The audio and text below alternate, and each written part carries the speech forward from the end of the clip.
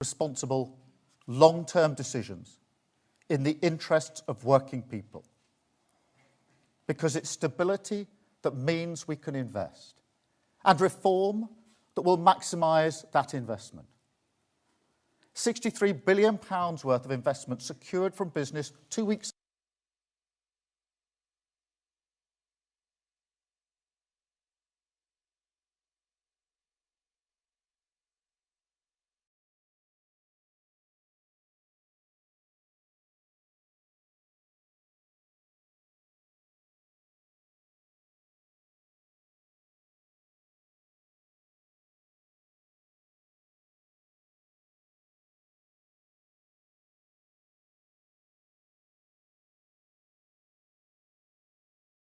Everyone who finds damp in their house knows they have to make a decision. Paint over it, or strip it out, pull off the plaster, and deal with it once and for all. So I will defend our tough decisions all day long. It's the right thing for our country, and it's the only way to get the investment that we need. Stability, investment, reform. That is how we will fix the NHS, rebuild Britain, and protect the payslips of working people, delivering on our mandate of change.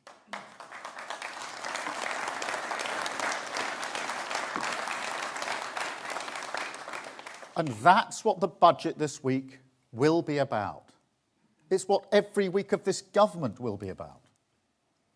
A budget for working people, from a government for working people.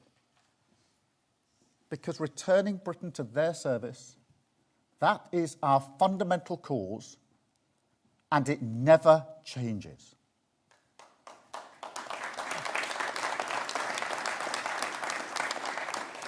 It will also be the first budget delivered by a woman ever.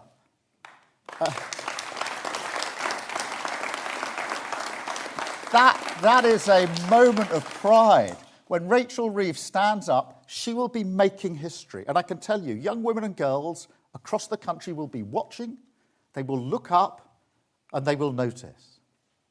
It will also be a budget which will show to the British people that we won't be distracted from our task, that we will stick to our long-term plan, run towards the tough decisions, rip off the short-term sticking plasters, so we can lead our country finally but decisively out of this pay more, get less doom loop, the low-growth Tory trap that for 14 years decimated public services, destroyed our economic foundations, and made working people pay the price.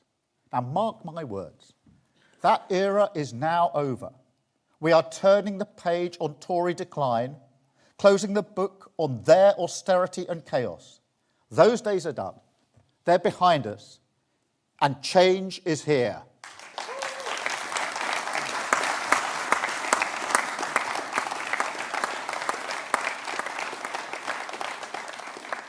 Of course, there will be tough decisions. Rebuilding Britain and delivering growth, that'll take the skills and effort of all of us. That's why this budget will also get Britain working. It will pave the way for reforms that tackle the root causes of economic inactivity and make sure that those who can work do work. As a Labour government, we will always help those who cannot support themselves. But the UK is the only G7 country where economic inactivity is still higher than it was before COVID. And that's not just bad for our economy. It's also bad for all those who are locked out of opportunity. So the Chancellor will announce £240 million in funding to provide local services that can help people back into work and the dignity that that brings. A Britain that works for working people, with all those who can playing their part.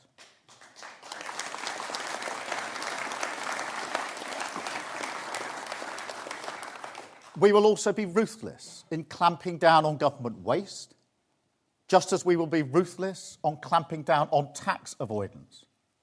so the British people can see that every penny counts. Now, every single person in this country had to do that during the cost of living crisis. And government must be no different.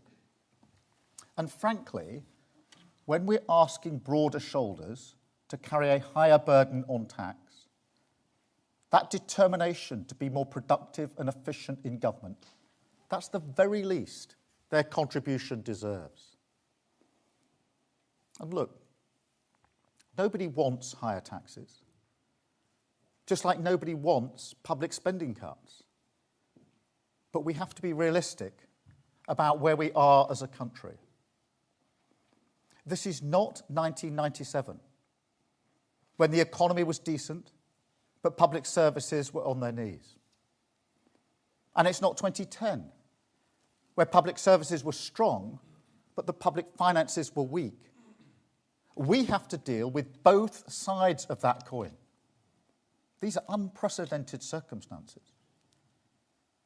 But the budget the Chancellor will deliver on Wednesday will prevent devastating austerity in our public services and prevent a disastrous path for our public finances.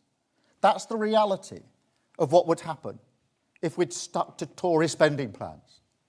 And it's why we never, unlike the opposition in 97 and 2010, committed to the same spending plans. And yes, things are worse than we could possibly have expected during the election.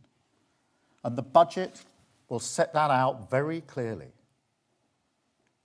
I mean, just look at the state of our prisons last week. Where's the Tory apology for that? Watching the prison population rise while they dithered.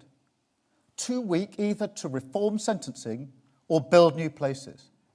Too scared to conduct a proper spending review, as we've done, because the damage they knew it would uncover. Oh, they knew. That's why they ran away from that exercise and called an early election instead.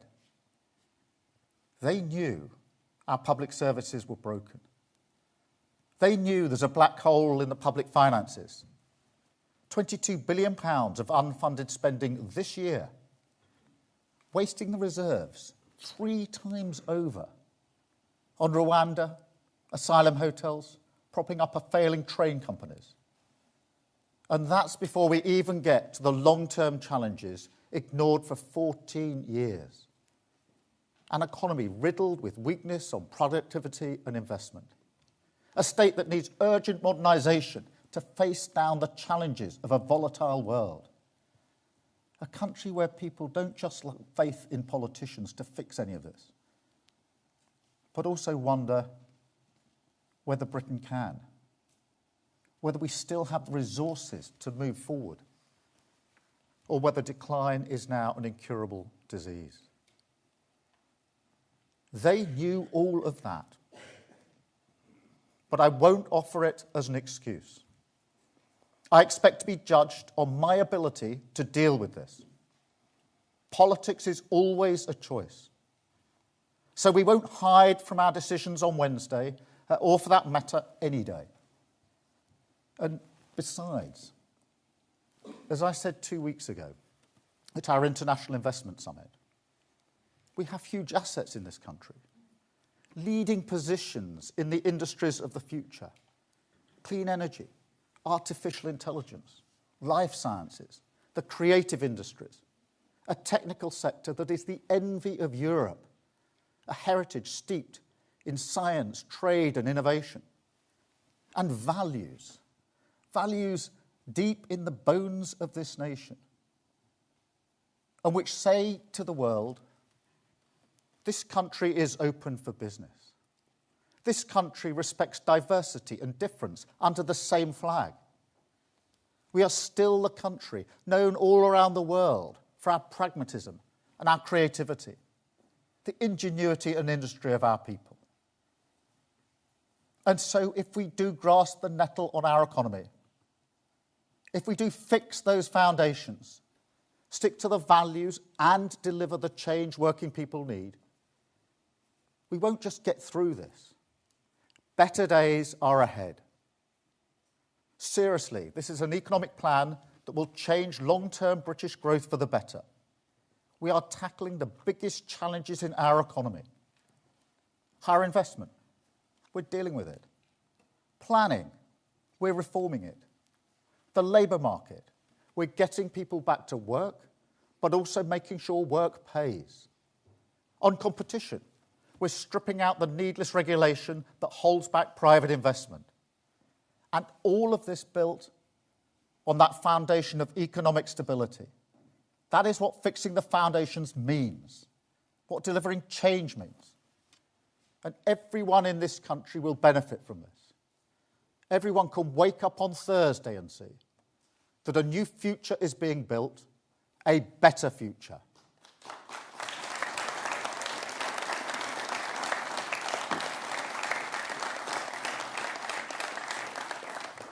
But I tell you now, what we can't do is waste any more time. Politics is a choice, and it's time to choose a clear path. It's time to embrace the harsh light of fiscal reality so we can come together behind a credible long-term plan. It's time we ran towards the tough decisions, because ignoring them set us on this path of decline. It's time we ignored the populist chorus of easy answers, because we saw what happens if you reject the constraints of economic stability. And we're never going back to that. That is our choice. Stability to prevent chaos. Borrowing that will drive long-term growth. Tax rises to prevent austerity and rebuild public services. We choose to protect working people. We choose to get the NHS back on its feet. We choose to fix the foundations, reject decline, and rebuild our country with investment.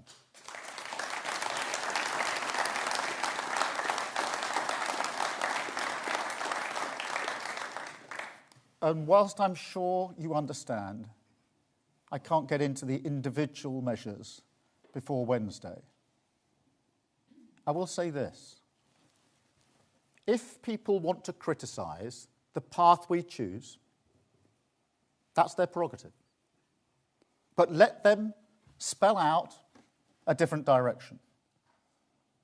If they think the state has grown too big, let them tell working people which public services they would cut. If they think tax rises are unfair, let them tell working people which taxes they'd raise instead.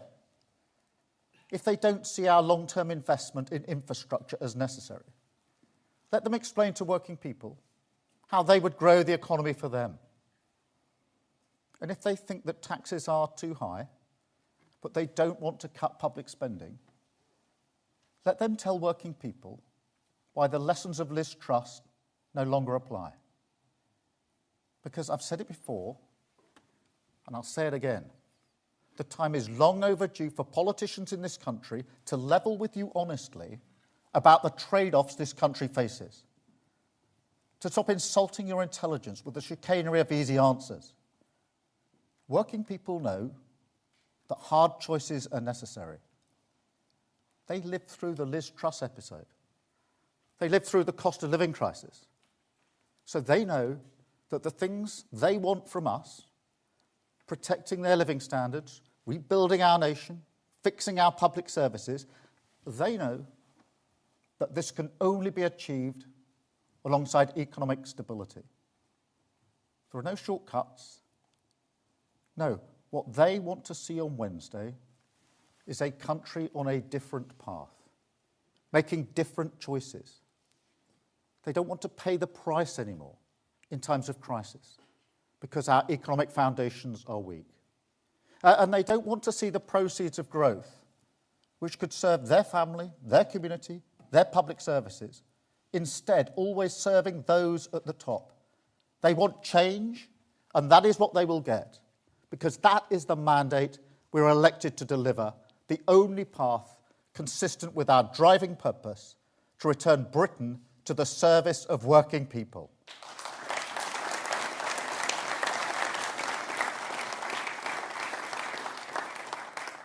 That purpose also runs through the priorities we set out in our manifesto. The national missions, which capture the hope working people have for the future of our country. And look, there's a paradox in politics at the moment. All around the world, traditional values, democratic values, values that have underpinned the way countries like ours have operated for years, the pragmatism that is part of our identity, it's under attack. Why? Because people, working people most of all, have lost faith it can still deliver for their family. And yet at the same time, what people want from politics, that hasn't changed. People want a stable economy. They want their country to be safe, their borders secure, economic security, national security, border security. Those are still the foundations everything rests upon. And then beyond that, they want exactly what those national missions promise. A growing economy, safer streets, clean British energy in their home, opportunities for their children, and an NHS that is there when they need it. I know populism preys on the fears that people have, that these things no longer belong to them. But I've never felt that the right response is to ignore those concerns, rather than showing that they can still be delivered. So I'm never going to pick just one of those missions and say that's everything, because every single one of them matters to working people. And for that same reason, I will never turn away from them either. In fact, because I know that actions speak louder than words, because I expect to be judged by the British people. In coming weeks, on every mission, we will publish clear ambitions for this Parliament. And we will also track our progress against them. So every single person in this country can see exactly how we measure up to the things that matter to them. After all, we have 5 years and a big mandate. So working people will not accept any excuses. They want to see us build 1.5 million homes, make sure a record number of children start school ready to learn, raise living standards so there's more cash in their pockets, restore confidence that crime will be punished, guaranteed neighbourhood policing in every community, make sure our energy system is more secure by harnessing clean British energy, accelerating towards net zero. And on our NHS, they want us to cut waiting times dramatically to meet the 18-week target that is still the best benchmark of an NHS that's back on its feet, facing the future, and once more, a beacon of pride to the world.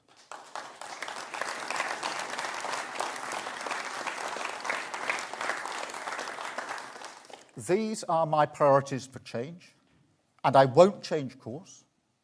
The budget will light the way, and we will use the power of government, stability, investment and reform, partnership across the whole of society, galvanised by clear objectives, to deliver on the priorities of the British people. The foundations fixed, public services renewed, a country rebuilt by investment, released from decline, returned once more to the service of working people. Now that is the course we set this week. That is the driving purpose of this government, and that is the change that we will deliver. Thank you very much.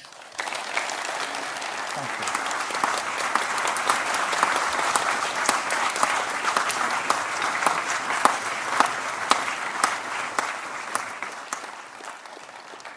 Thank you very much. I'm now going to take a number of questions from the media, and I think I'm starting with Vicky at the BBC. Vicky, I think I can just about see you out there. Hi, Vicky Young, BBC.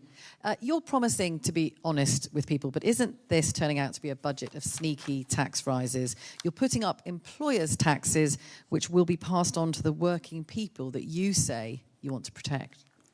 We made clear manifesto promises to working people about not raising VAT, their national insurance, and income tax, and we intend to keep to those promises.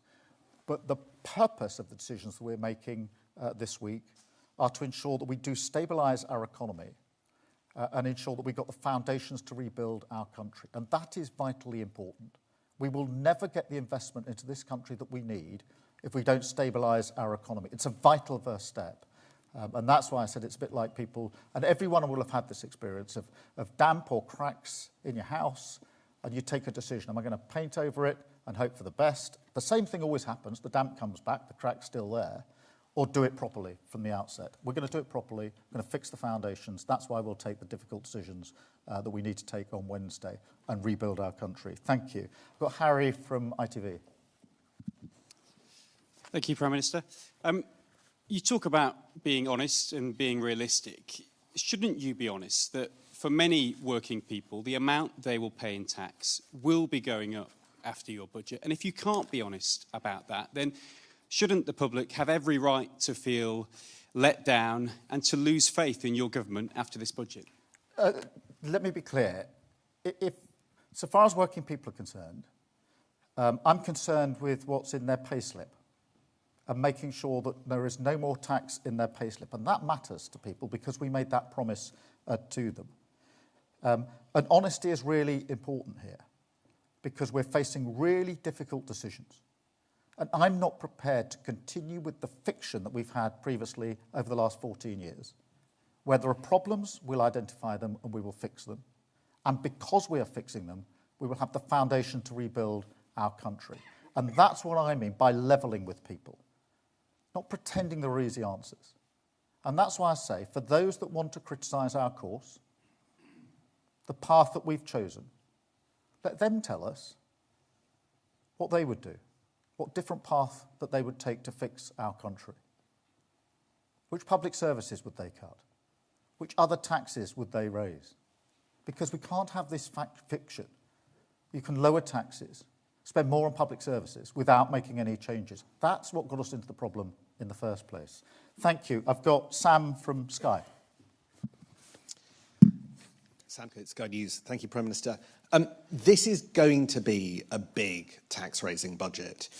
Are you certain that you're front-loading the pain? And if so, can you rule out more big tax hikes in future budgets?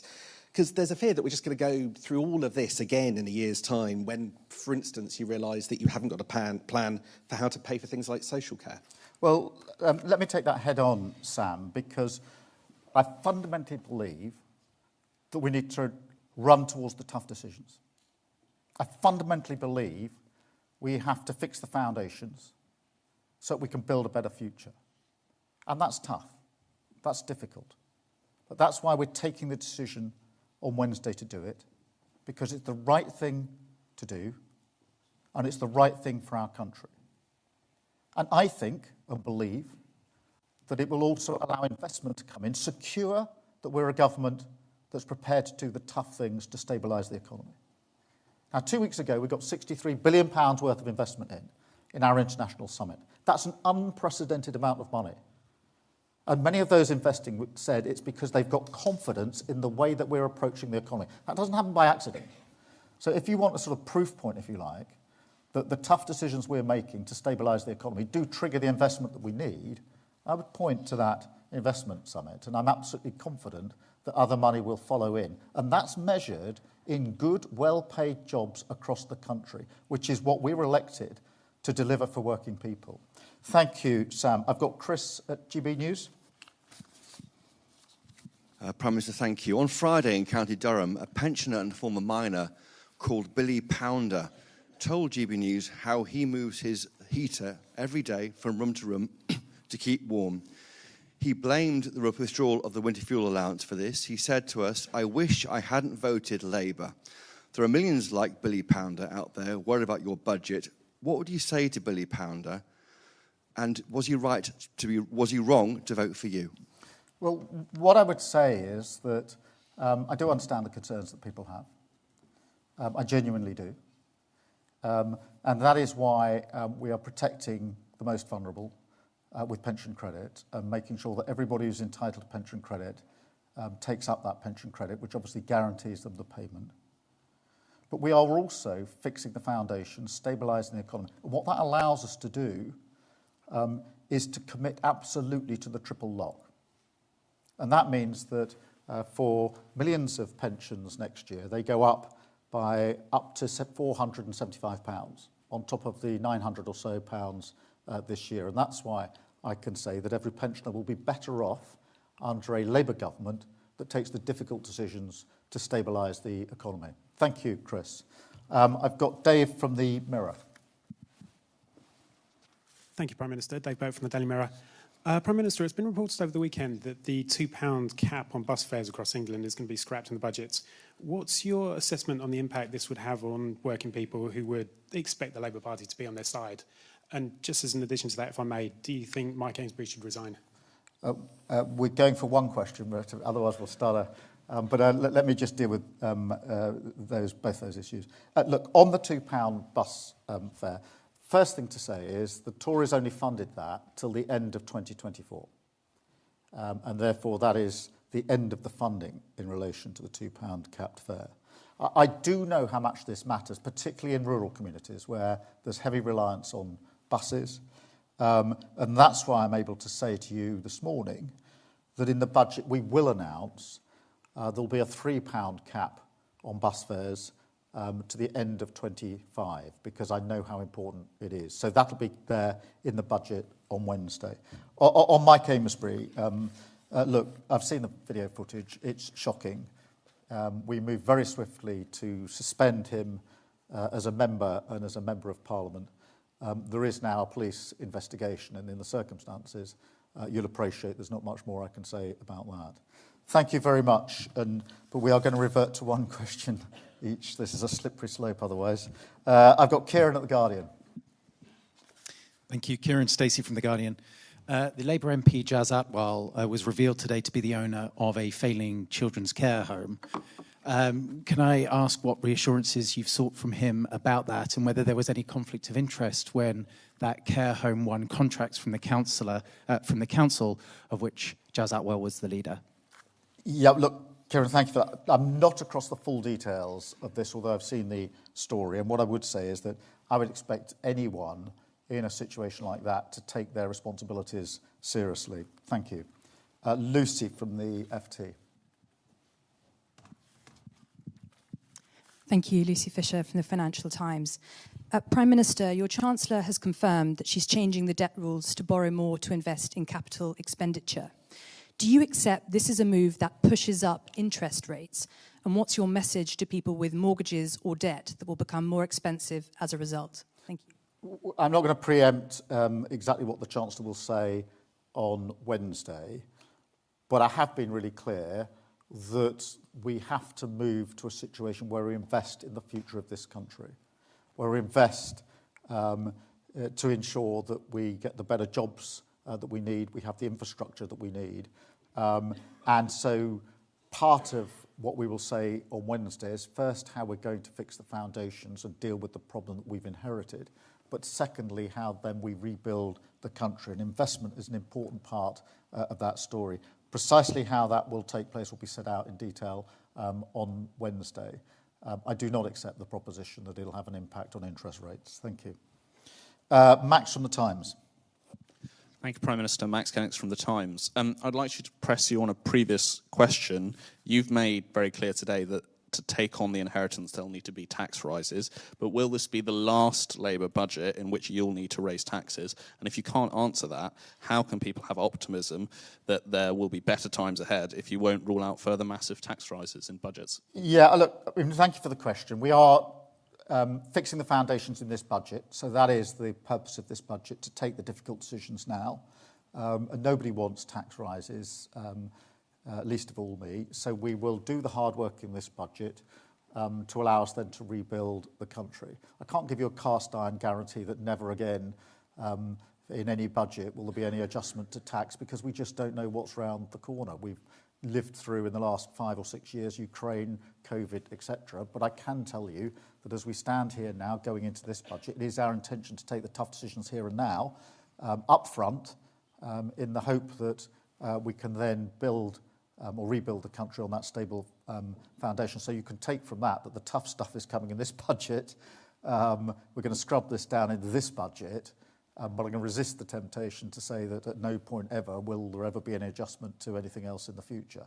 The purpose of this is to ensure we do take the tough decisions now, stabilise the economy and create the conditions for investment and growth, which I think we are doing, as we've evidenced from the money that's already coming in. So that's the approach, take the tough decisions now and do it at this budget. So you can expect to see pretty well all of that in this budget. Thank you. I've got Jack from The Sun. Thank you, Prime Minister. Jack Ellison from The Sun. Every day, millions of people across the country will get in their cars and go to work. So would any hike to fuel duty on Wednesday be a direct hit on the working people who you claim to champion? Well, I know this is a particular concern to your readers, and I'm not going to preempt what happens on Wednesday, but obviously this is an issue that comes up at every budget, and you'll see how we deal with it at this budget. But I do understand how important it is. I understand what you're putting to me, and I know how important it is to you, your readers, and others. Thank you. I've got Kamal from the Mail. Kamal Jaffer, Daily Mail. Prime Minister, new polling this morning suggests that the majority of voters would prefer Wednesday's priority to be lower taxes ahead of investment in public services. Do you feel your government's priorities are out of step with the public mood? No. I think for too long we've pretended that you can lower tax and spend more on your public services, and you can't. And it's about time.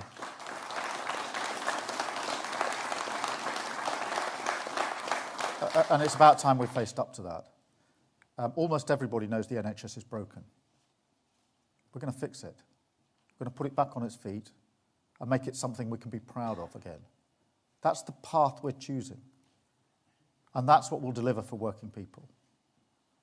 But what we're not going to do is continue the fiction that's got us here in the first place.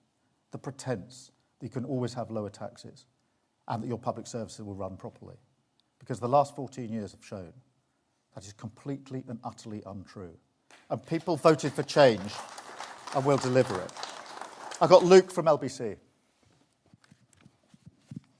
Thank you, Prime Minister. Luke Shanahan, LBC. You've said that people should judge you on whether or not they feel better off within 5 years' time. Is that how long it will take to feel positive effects of what you're doing now? No. The £63 billion in investment that came in 2 weeks ago is about jobs that will be seen around the country, jobs which we will ensure can be put in place as quickly as possible. The money that we will spend on the NHS will make sure that NHS is getting better straight away, the first steps that we've set out. What I was saying is I expect to be judged by what we've delivered after 5 years. We've got a terrible inheritance. I think everybody can see that. It was bad enough with what we did know before the election. It's even worse now we've had a look at the books. Even worse. And we're entitled to spell that out. But as I said in my speech, it's now to us to deliver the change. And we will deliver that change. That's why we're taking these tough decisions. And yes, I expect to be judged on that at the end of this Parliament. Judged by whether we've made people better off. Judged by whether the NHS is functioning better. Judged by whether our public services are better at the end of a Labour government of 5 years than they were when we started. That's why we're taking these difficult decisions. And I'm very happy, would expect to be, judged by the British public on whether we've delivered on that. And every day I wake up focused on that delivery because we're elected into government to change, and I came into politics to change lives for the better. It's the only reason I changed my career, to come into politics to make lives better. And therefore I'll happily be judged on whether we're able to do so. Our path sets the course for that change. Thank you. And then I've got Mark from the Express and Star. Mark Andrews, Express and Star. Thank you, Prime Minister. You've spoken a great deal about growth and investment. There's been a service published today by the Black Country Chambers of Commerce saying that confidence in small businesses in the Black Country has fallen since the election, that investors, the companies that were planning to make investments in creating jobs have decided to have a wait-and-see approach stall their investment because of fears of what's going to be in the budget. What would you say to give confidence to small, medium-sized businesses in areas such as the Black Country, what you will do for them to encourage them to invest and create jobs in the region? Yeah, well, first let me acknowledge how important small businesses are to our economy. There are many, many small businesses. They're the backbone of our country and our economy. They make a huge contribution. And therefore, it's very important that we take steps that make it easier for small business, not harder for small business, and we intend to do so, not just in the budget, but also more broadly.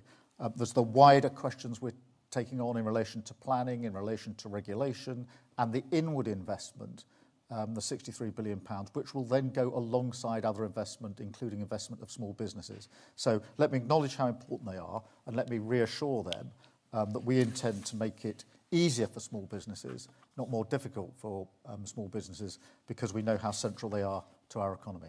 Thank you all very much for being here. Thank you for listening. Thank you.